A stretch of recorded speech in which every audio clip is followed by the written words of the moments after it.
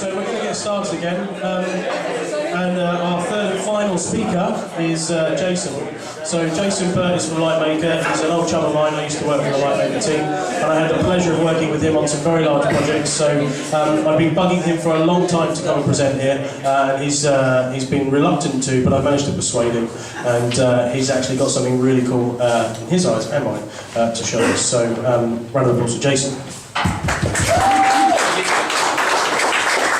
Got some roof tape there, that's pretty cool. Right, as Anthony said, my name's Jason Bert. I work at Lightmaker. I'm the .NET development lead, so I'm in charge of all the .NET. And today I'm going to be presenting what we're calling Fortis, Forti. I don't know how you pronounce it exactly in Latin, it means strong. So it's essentially a technique for modelling the Sitecore API, for generating a strongly typed model. And I'm going to run you through a bit about just why you would want to model Sitecore in general, and then we're going to look at actually what we've made. It's something we've been using for quite a while now internally, and we're going to sort of start basically releasing it out for people to use, and however they see fit, really. So, first I just want to say a bit about Lightmaker. We're a full-service digital agency, so we'll go right from strategy through to the end of build, front-end, back-end, design, concepts, everything. Some array of clients that we work with, past, present, future. And also we've got offices in the UK, USA, Canada and the Netherlands. So, my aptly title, Make Us Strong, hence why it's called Fortis. Why use a strongly typed model of the Sitecore API? As developers, generally we always want to do a few things. One, we always want better quality control of our code, because we want to reduce the risk of bugs, problems being occurred. As sort of previously, you can do this by continuous integration, but the earlier you find these things and the earlier you eliminate them, the better it is. Secondly, we always want quicker development, and finally we want safer code, which again reduces the risk of issues. So how do we achieve this with a strongly typed model, or at least aid in our goal of these? The first is encapsulating the Sitecore API and separate out business logic, allowing for easier unit testing. So generally with the Sitecore, there are parts of the API, because it relies so much on things like the context, it's quite difficult to unit test these parts. So by encapsulating the Sitecore API and wrapping it, you're able to create better unit testing. I don't know if many of you have heard of this term. You may have heard of it in past presentations, but the term magic strings. Essentially, it's all those hard-coded strings that you might find sitting about in your projects. I'm sure you'll know of them. You know, when you're accessing those fields and you've typed your field name in, it's not good and we want to get rid of it, please. Build errors instead of runtime errors. And again, this leads into the magic strings part, where you won't find out about those issues where if you've typoed a field name, you're not going to know until you actually run it. And there's a chance that it's one of those small fields that you don't really notice about, and you go and run it really later on, and you're just not going to find those. So having a strongly typed model means you get those build time errors when you're actually doing the compilation before you ever even deploy files onto an environment. So then you can easily add custom functionality around the Sitecore item class. So because we're wrapping it, we can start to extend functionality, we can start adding in helpers, sort of methods that don't exist, but you might find them useful going along. And so this sort of, again, comes into quicker development. And then finally, sort of simplify regularly used Sitecore API calls. So a good example that we find is rendering out fields. Using a model means you can just simplify that to one method, instead of having to use, say, the field renderer class directly, and taking a field, checking the field is actually what type it is, etc. So, sorry. Here's just an example of, I'm not sure if you can read this, of a comparison between, say, using the Sitecore API and using Fortis. Now, I'm showing Fortis here, but essentially you could use, this could be for any kind of model. There are plenty of other ones out there. Glass Mapper is probably the most obvious, and it's quite widely known. But basically up here we've got the Sitecore way. So we'll have our magic string field name, so I've got body here. I need to make sure I'm checking what template we're using, because I don't really want to run this rendering if it's on a template that doesn't actually have this field. I could go and check if the field exists as well. So I'm grabbing the context item, accessing Sitecore directly here. I'm checking the template to see if the base template is there, if it matches directly. Then I'm grabbing my body field, and then I'm using the field renderer.render. So essentially, one, the chunk of code is, yay big. Two, we've got the magic strings in there. Three, we're using the Sitecore API directly. So by using the strongly typed model, you can reduce the code. So one, in our Fortis, we use a factory pattern, and therefore we grab our context item.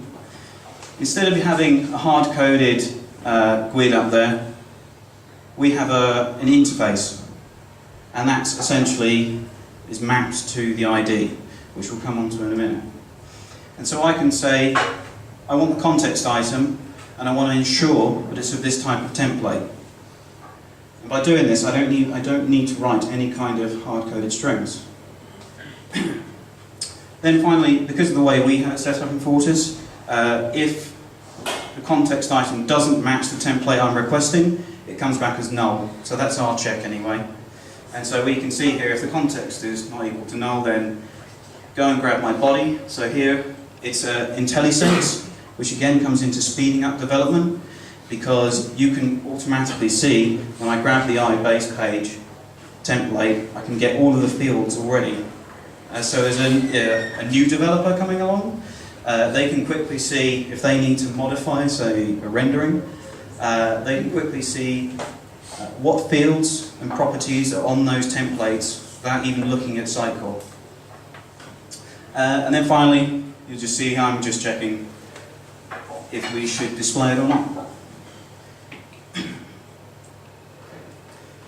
So, with strength comes power. It's all about strength in this, What is Fortis? Why should you use it, and how? Interfaces, interfaces, interfaces. I'm doing my Bulmer impression there. So the main benefit of using interfaces allows us to get around the fact that .NET C# doesn't support multi-inheritance. This is generally the biggest problem when creating a strongly typed model. There are many ways of doing it. Essentially, because Sitecore's templates allows multiple inheritance, so you can have lots of templates coming in from many areas. It means that you can't basically take a load of classes and make those and then all inherit into one. The way we get around it is we use interfaces. So that allows us to make sure that our class or interface implements all these other interfaces and they all match up to different templates.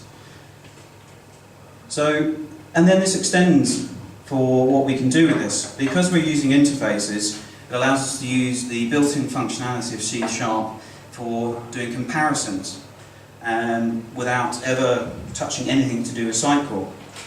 So a couple of the big ones that we normally use is the is keyword. We find this very powerful in that we can request, say, an item and not know what kind of type it is, and then we can say, is the object of this type interface? And that way, that's very, very similar to how you would do it in any other sort of project that's not to do with Sitecore. And again, because we use interfaces, we can pass these objects around into other implementations that may not have anything to do with Sitecore, but they can reference the model project or the Fortis. Finally, using interfaces helps mitigate any changes required in places such as the presentation layer. So because we use the factory pattern and we have an interface for that factory, the implementation of forces could change and you won't get affected. I'm sure many people will try and use interfaces. So what I'm going to do now is I'm going to show you, I'm going to run you through the basic forces source code. By the way, it's on GitHub now, and there's some links at the end of this. So we're completely happy for this to be out there. You know, it's free to download, fork it, however you do it. There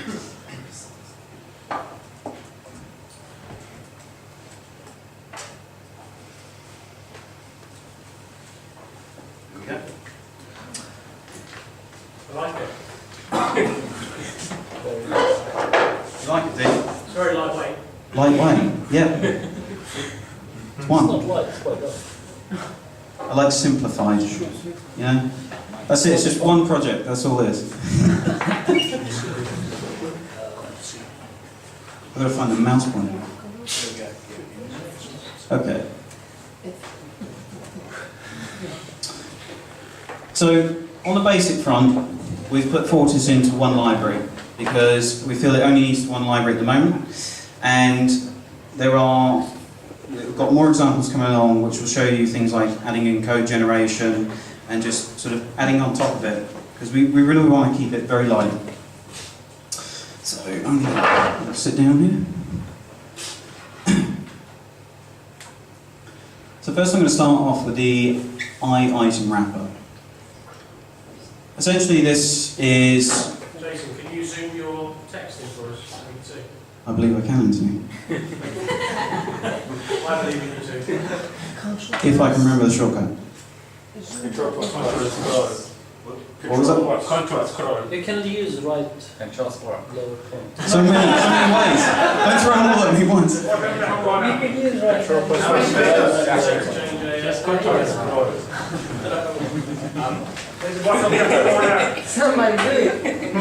It's just a bottom. I'm missing drivers, I can't do the scroll on Bottom that. left corner, there's 100% zoom. The same Yeah. Bottom left. Bottom left. Oh. There you go. Bring the screen closer. Yes. Oh.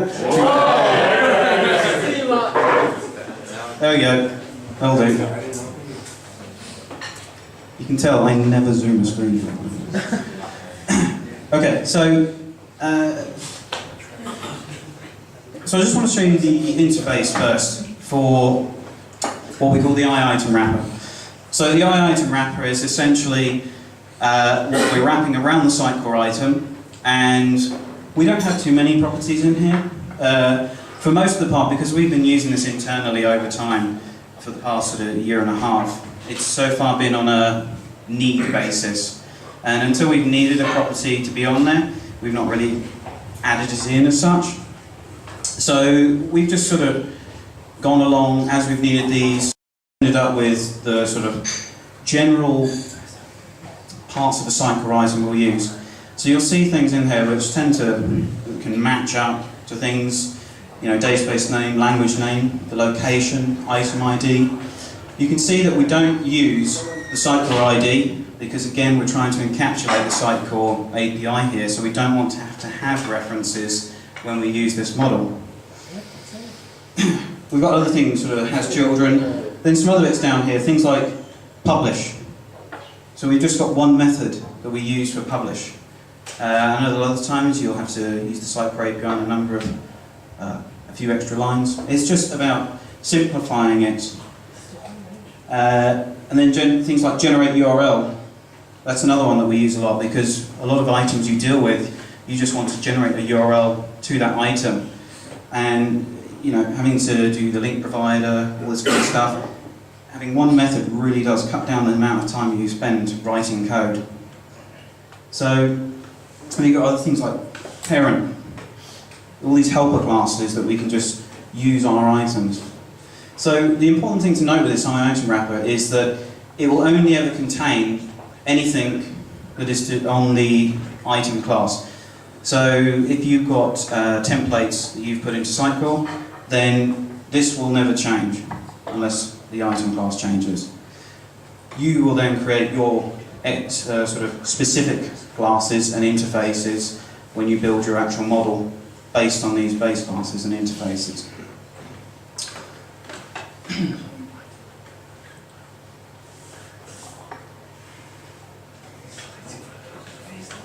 So, next.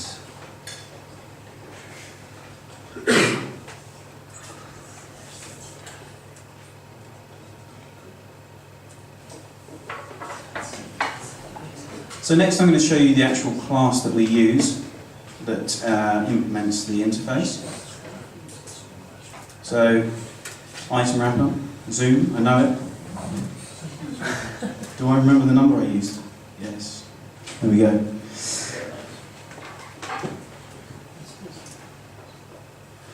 Okay, so this is the class that we use to implement item wrapper.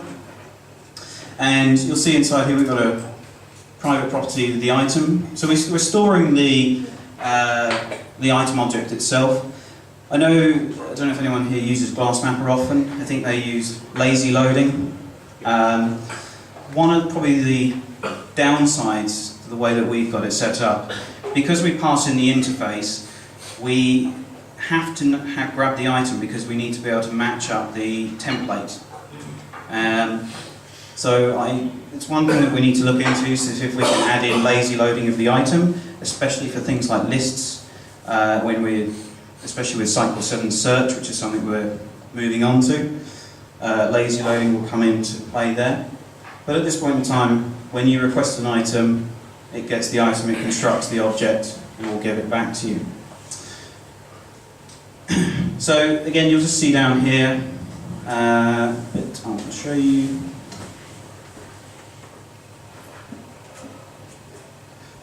Here's this little method here.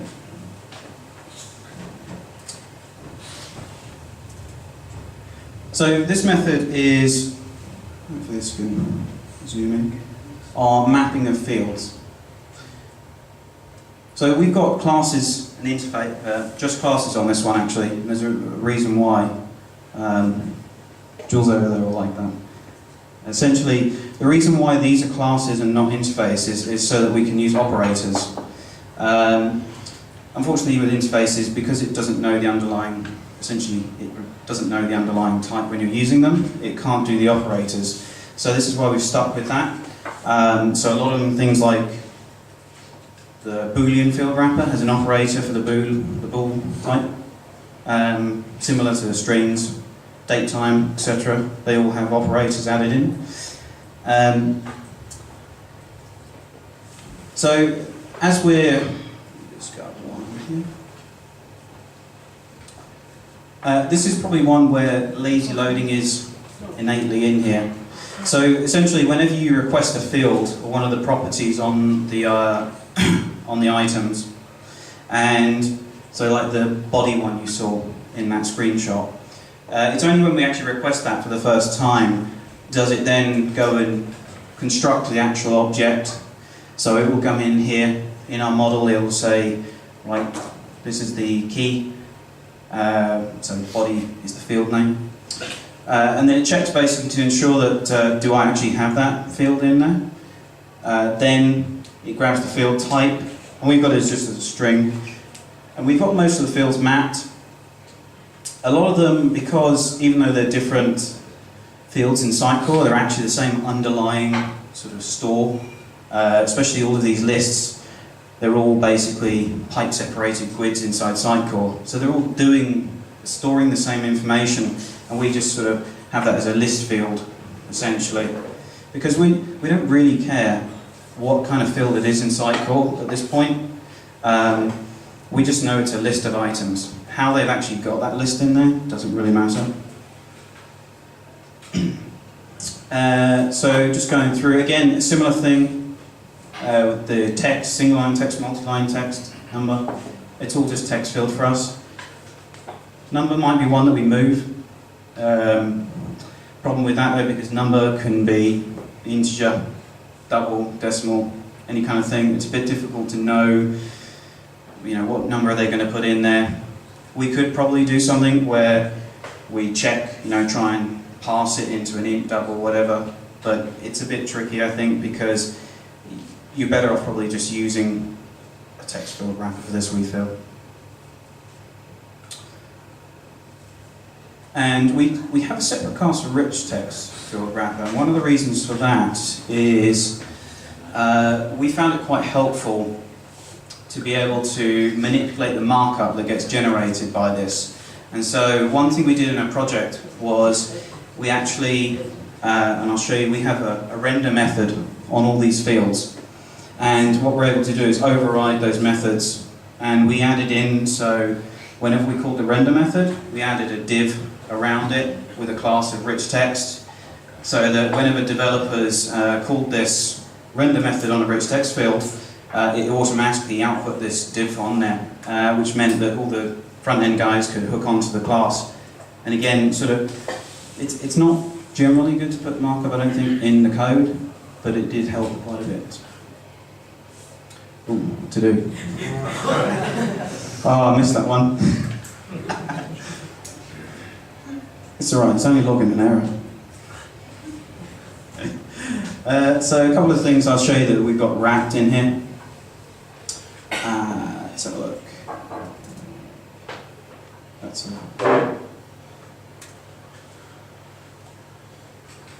it's just below. It's just below. So here you see, now we're starting to see some of the Sitecore API. So we've got a few hard-coded things still in here that we need to eliminate. Things like the master database, where these will end up being parameters that we would like to be passed through. And I'll probably come on to a way later about sort of trying to eliminate having hard-coded strings again for things like parameters that would normally come from Sitecore. So we're using the publisher options, and essentially it's all the normal sort of Sitecore API code you would see that we've just wrapped. So there's nothing sort of amazing going on in terms of behind the scenes. It's just simplifying what would normally be 5 lines of code here into one method you just do on an item. And this is really the crux of it, is simplifying code, simplifying what you write, and being able to then unit test all of this. So I'm not going to go through every single method on here because I think you get the point.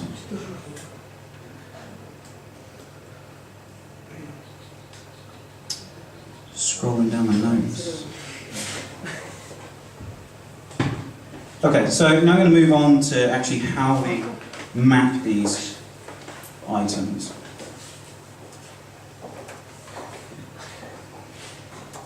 So we have a class here. We use attributes. So we add attributes onto the interfaces and classes that we make for our custom items that come from templates that come from Sitecore. So there's not much to see on this one, but I'll zoom for you. There you go. It's very simple. The attribute is essentially a sort of key pair kind of thing, where we're taking the template ID and we're matching it up to a type.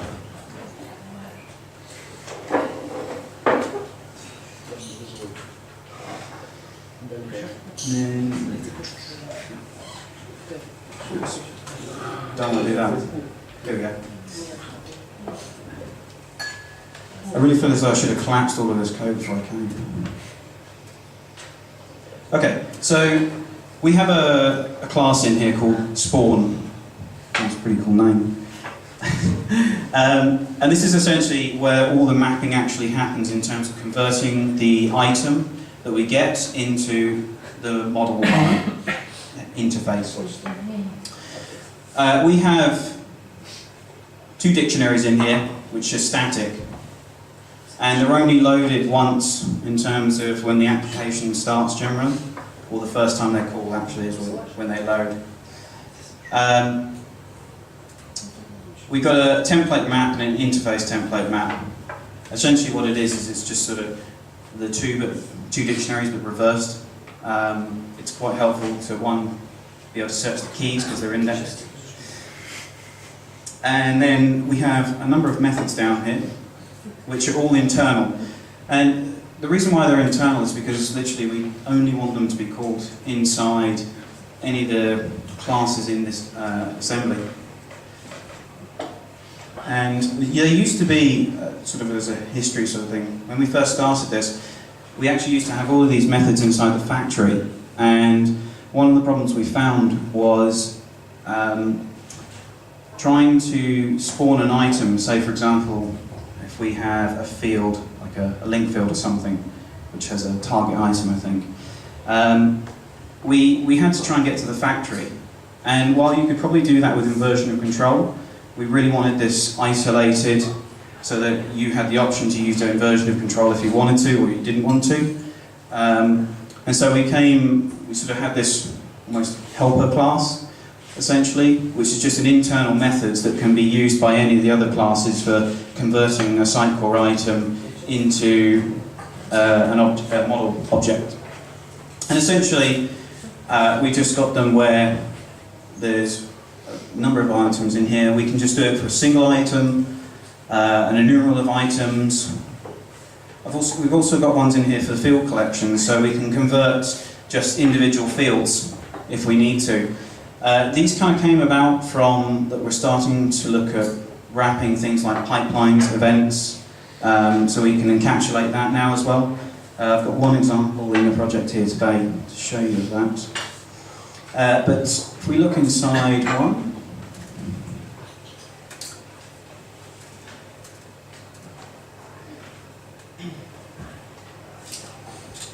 so essentially we are using a bit of reflection in here. Actually, sorry, I wanted to show you the template map first, and this will make sense with the reflection.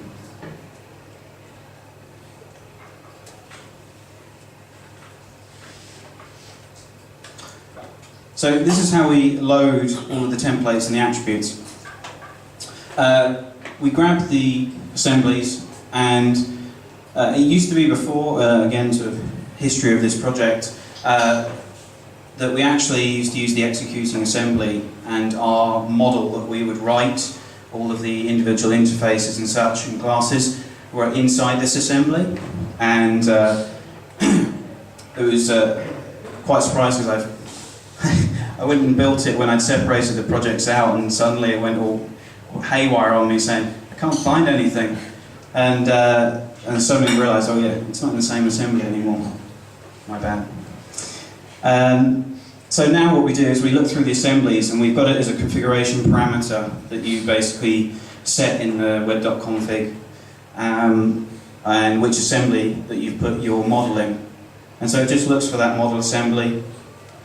And then if it finds that, it goes through each one of those, each type in there, looking for the template mapping attribute and pulling out the values that we've added onto that. So there will be the ID of the template and the type.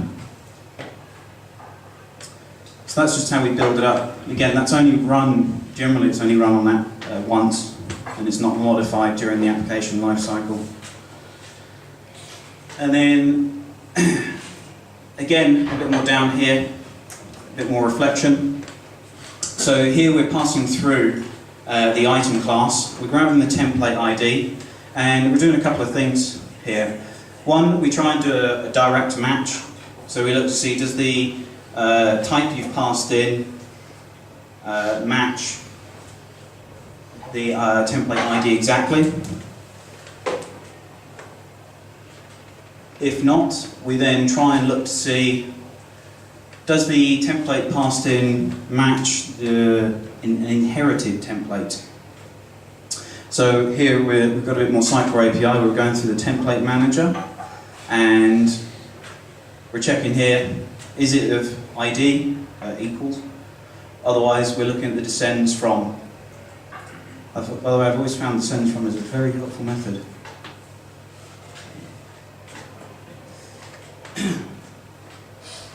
And then from there, we grab the constructor, and there's only one constructor normally on these. We pass through the item, and we cast it out as an item wrapper at this point in time. Now, the reason why we do it as an item wrapper here is because we know that any item we pass through can be mapped to the item wrapper because it is of item class, and every single item has those properties. So it doesn't matter which interface or type we've passed through. And then down here, like I say, we've got it implemented where we return a null if it can't match it. And that's essentially telling you whatever type you've passed in, it doesn't inherit from it, so you're not going to get fields it can't map those. You're doing something wrong, basically. So that's essentially how what we call spawn items. The other methods are pretty similar. Jason, we've just got a couple more minutes. A couple more minutes. 2 to 5 minutes, please. Have I been yakking for that long? Yeah. Anthony, you're supposed to warn me of these things. It's good, it's fine. Keep Um, going, but just a couple minutes. I've got to rush through it now. Okay, right. I'm going to skip ahead a few slides. Okay, I need to get through this. Generate this. I don't know if anyone knows, that's kind of a modified reference to Star Trek. Yeah. Okay, so we've got the model, and that's all good and well. And so if I just quickly show you, I'm going to speed up real fast now.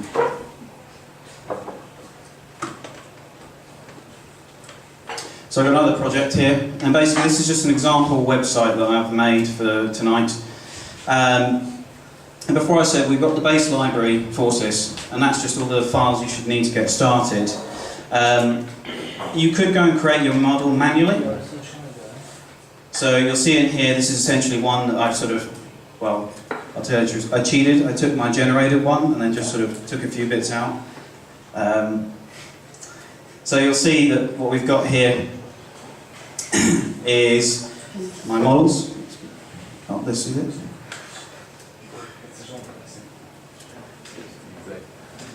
Template mapping attribute here, and so we've got some comments that should make sense here. So I've got my iBase page. So this is actually a template inside Sitecore called base page, and my code generation that I have tells me the path of where this is, so it's easy to see where it is in Sitecore. And this is the interface we've got for it, and it's just got metadata title. That's all I added to this base page. And then you see down here, it's also paired up with an implementation. So the factory, or the spawn, will create this class, but it will output as the iBase page. And it's quite simple in here. You'll see, as I was mentioning before, that method getField, where we're passing in the field name. And so this is the bit where you're taking all your magic strings that you had in all of your sort of presentation layers and getting it inside this model. It comes into play better when you start using code generation, because you won't end up writing any of these at all. You'll let your code generation handle that, and so those magic strings become sort of hidden away. You don't need to worry about them because you'll catch it on compile time. So we'll just show you home page, and this is where I was coming into the whole inheritance side of it.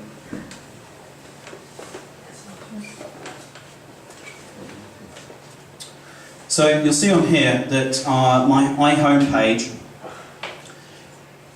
must implement iCustom item wrapper. I'll just mention that in a second. It must implement iBase page and another template I put in there called iBasic text. And so there's base page, basic text, and home page are all templates inside Sitecore. And this is the way that we get around the multi-inheritance part.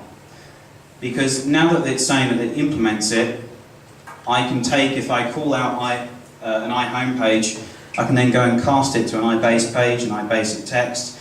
I can do an is on them.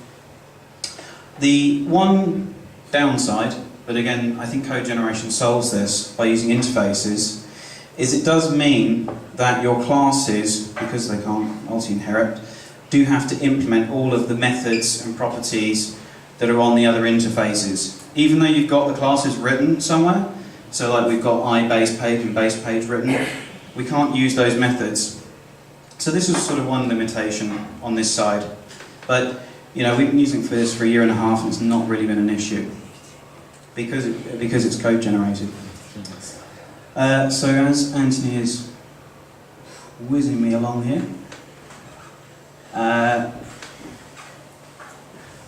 am going to show you the code generation.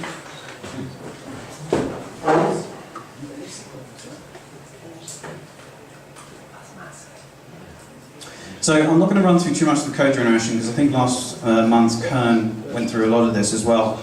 But we use TDS, and it seems like a lot more people are using TDS as well, which is great because it is a very good product. Essentially, TDS creates, by the way, TDS is Team Development for Sitecore by Hedgehog, in case you don't know.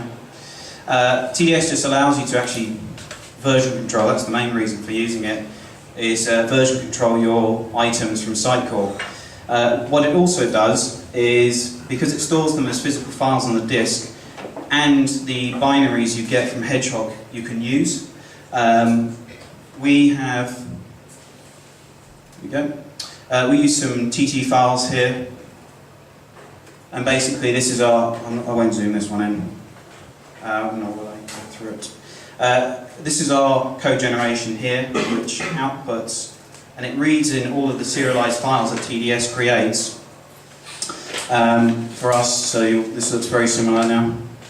And basically all of this is generated from those serialized files. So, and it's done on build, so anytime you do a build, it'll update the model. Anytime you save this file, it'll update the model.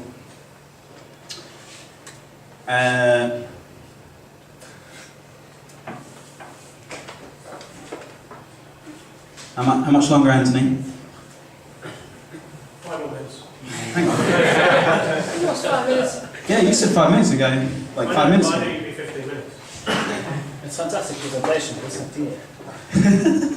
Keep going. Okay, right. You're okay. Speed presentation. When it gets to 11 o'clock, I'll let you know. 11 o'clock. That's fine. You know, I haven't even started the timer on the thing here, so I don't even know.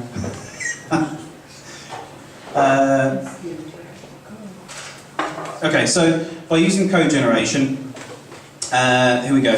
Some blur. Ease the burden of creating all the classes and interfaces.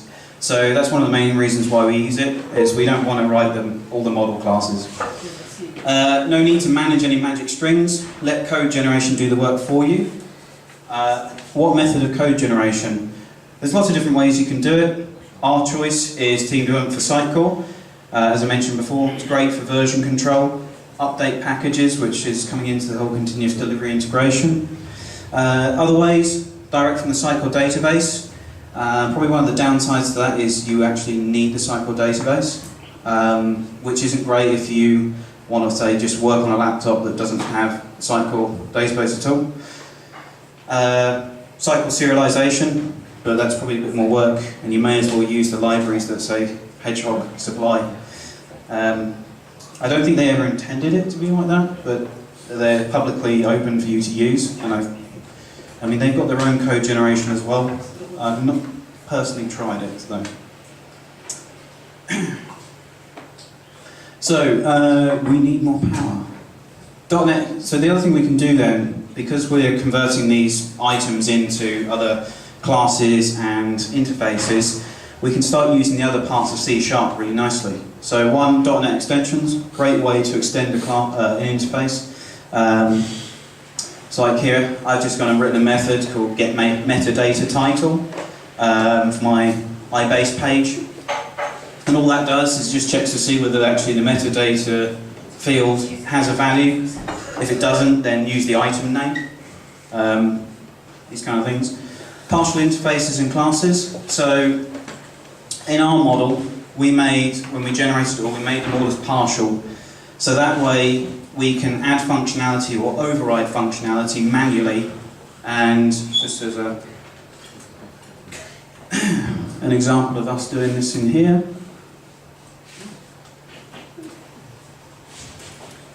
I didn't write any. I think it's because I didn't think of one. I've got one written down here, that's what it was.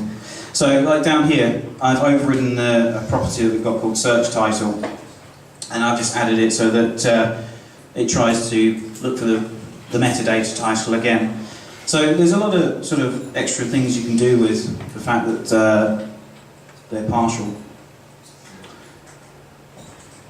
So before I move on to that, I do want to just make it clear that using a model does not mean you lose out on functionality of Sitecore.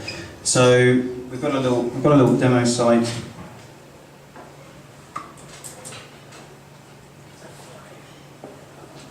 So a little demo site we've got here, and this is running on the model. And so all of things like these images and text down here, this is all being using the render. So if I quickly show you the source for this. I've got a little website project down here.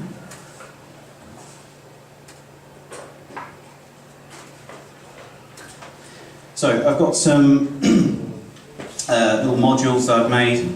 So general text one.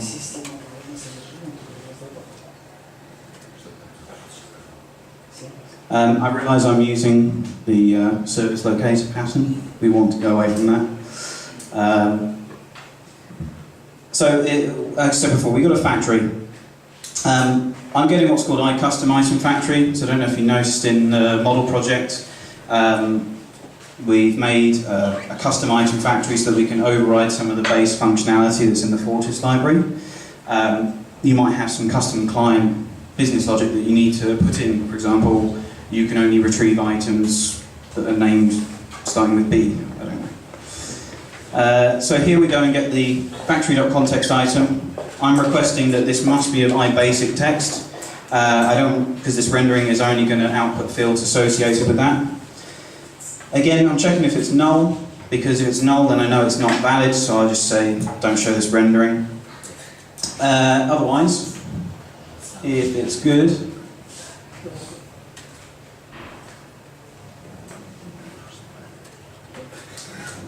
very simply, again, no reference to Sitecore, context item, .title, .render. So this is the thing, we get all the IntelliSense when we're doing this, which is the best thing about it. So title field, subtitle field, body. I don't need to worry about how it's rendering, because Sitecore does that and it's good at doing that, but it just simplifies the render. And so this is why I want to show you that page editor still works. So many windows. So if I go and page editor this,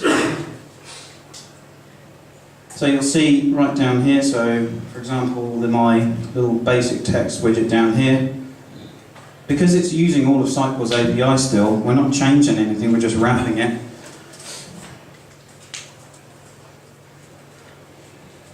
I can still use all the page editor.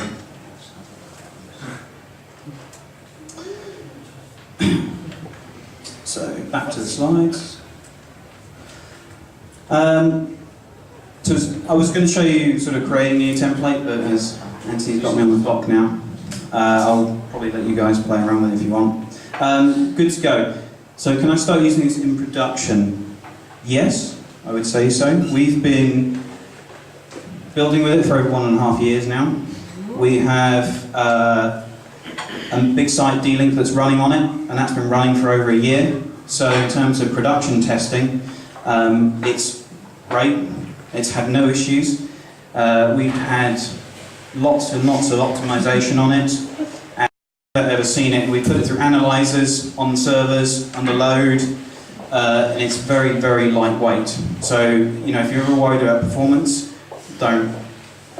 So, like I said, no noticeable impact on performance.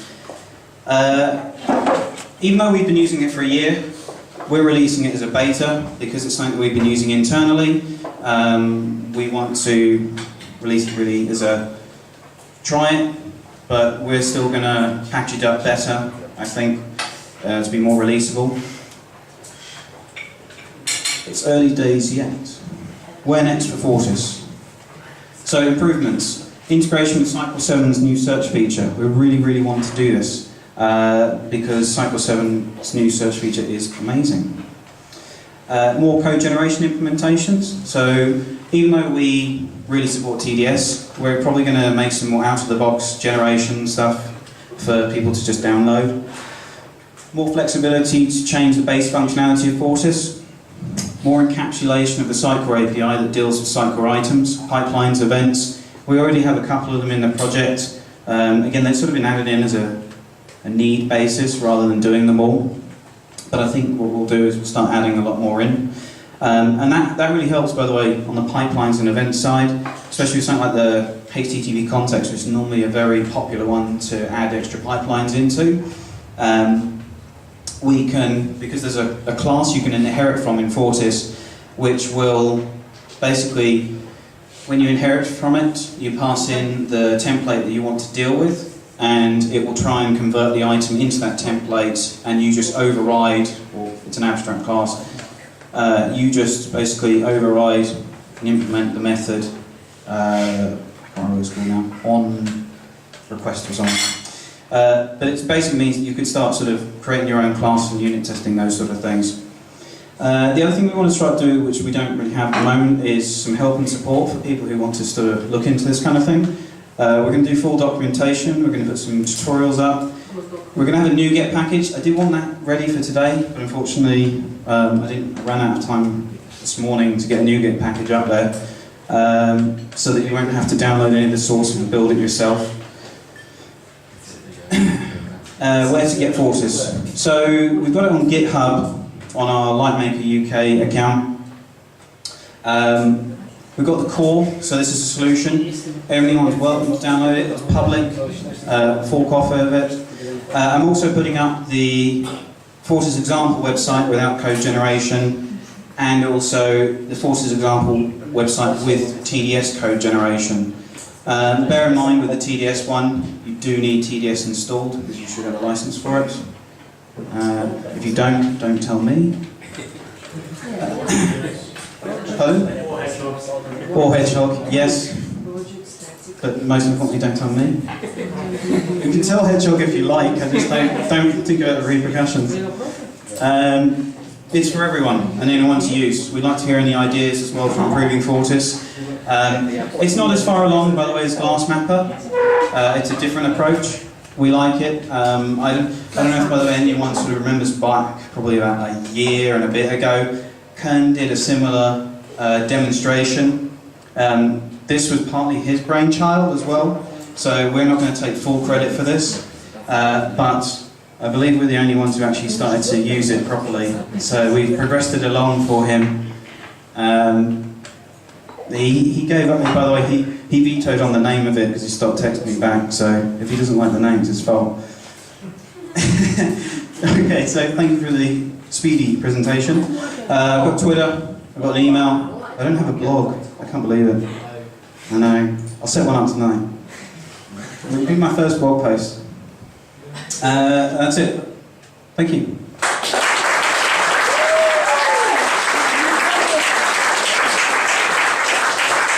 How long was that, by the way? A couple of hours, I think. I think you're lying. Hour on the dot. An hour? Yeah. Does anybody have any questions? What's the support like for NVC? No, unfortunately. I do think though it's something we will definitely look into. So far, because at the moment we've only been building in web forms, it's never been a need to look at the MVC, but it is definitely something worth looking at. Sorry, so one of the issues we see with Glass is the performance.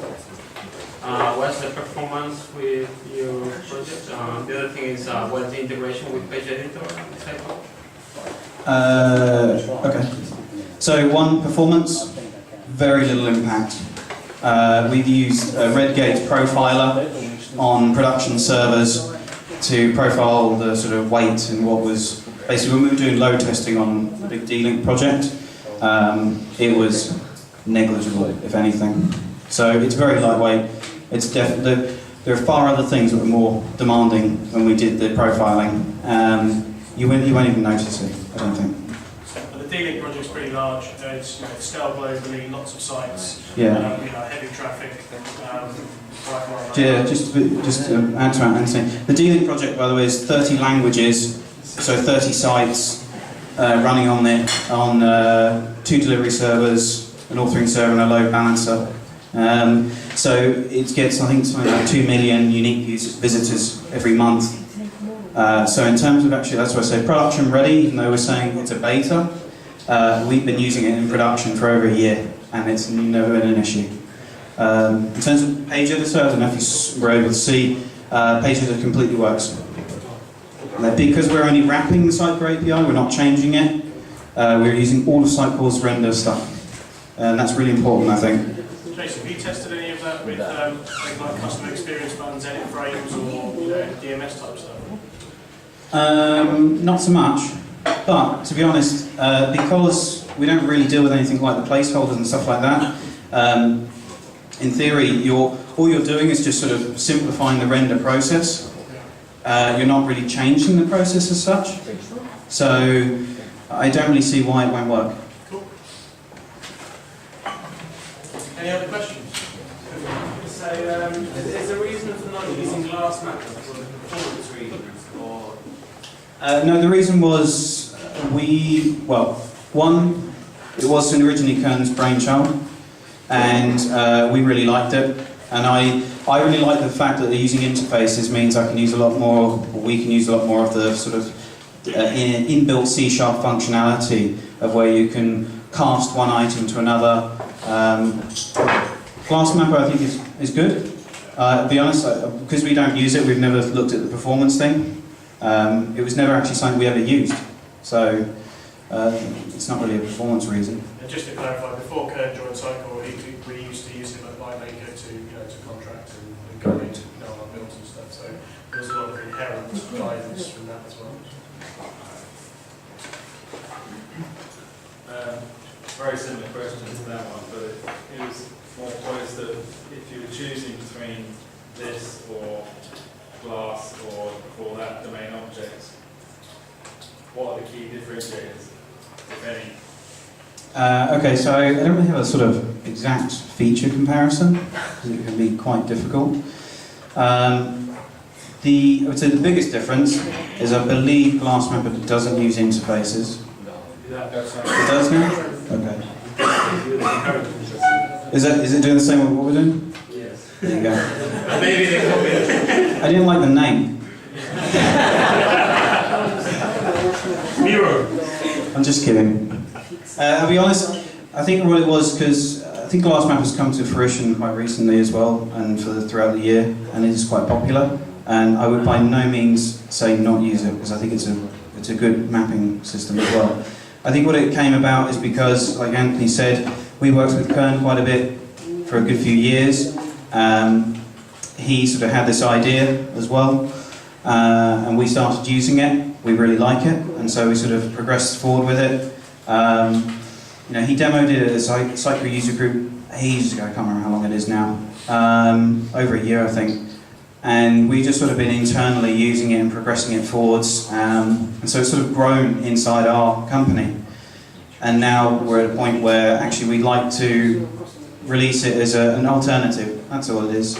It's a choice you want to make, whichever sort of suits you better, I think. So I had a question to Mike about a similar thing, hard-coded strings in the attributes on classes and properties. Yep. And there's no way around it. Have you thought of any alternatives of getting rid of that, putting it into a configuration file? You mean sort of in the model? Yes, in the models. So the one that's generated by the code generation? Right. Um, Well, let's say I had to spin it up manually myself. Let's say I didn't have TDS, I'm broke. I have to actually do it myself. Okay. I mean, we've not really looked at sort of putting it in a configuration file, because I think it generally goes with strongly typed models. It goes hand in hand with code generation, and you don't. By the way, with the TDS thing, it's probably important to note that code generation isn't dependent on TDS. TDS is just the source of the files and the information. So your source you could plug in, say, read from the Sitecore database, and that could get you your list of information like templates, IDs, and things like that. So you could generate your model still from that information. It just so happens that we use TDS and it's got a good API to be able to read from its files that it creates. The only reason why I ask is, let's say somebody accidentally deleted a field in production, and then something might blow up if they're trying to access it, you know, maybe figure out a way to, you know, mitigate a problem like that. But you could misstart the GUIs in the concrete forms, so actually mitigate it further with code. Yeah, but I can go fix it without having to do a build. Although, to be honest, I would probably... See, it depends how many CDs you have. If you have like 10 CDs, it might not be that good. I'm talking about the whole shit thing. Yeah, I'm talking like... I think, to be honest, in your scenario, if someone deleted the field, whatever way you've done it, it's going to break. So I don't really think it's so much a... And also, why is... I would question, rather than look at the solution of, oh, what if someone deletes the field, I'd rather look at it as, well, they shouldn't be deleting in the first place, and only people with certain access rights and stuff. I know it can happen. Moore's law. I know. Same. Yeah, but I think, to be honest, in those sort of scenarios, you know, if you're deleting fields in core pieces like that, you'll probably find yourself in hotter water, I think. Any more questions? Regarding the model, Yes. do you generate it using TDS and T4 technology? Yes. Okay, that's fine. Why do you have two TDS projects? One is called dot static. Okay, yeah, so something that actually I didn't include in this project, again, goes into sort of model code generation, is, again, to eliminate magic strings. So we have two TDS projects. One is named, I'll get it up for you. Basically, one is general, I think so, and the other just dot static. Yeah? Yes, so what it is normally in version control you won't put any kind of content items into version control, generally. Yeah. You might put items, like core items, like the home page, because you generally need that if you're going to deploy a fresh instance, so those kind of things. So the difference is in master, so it's named master because it's accessing the master database. We would store in that one, as you can sort of see here, things like layouts, templates, all those kind of things. In the static, I've got the content item, a gallery, which is a folder, and then the home item. And what we do is, it's not in here, but we normally would have another TT file, which generates a static sort of a nested static load of classes, which basically gives you a big IntelliSense of the Sitecore content tree of whatever's inside here, which I don't really have the example to show you.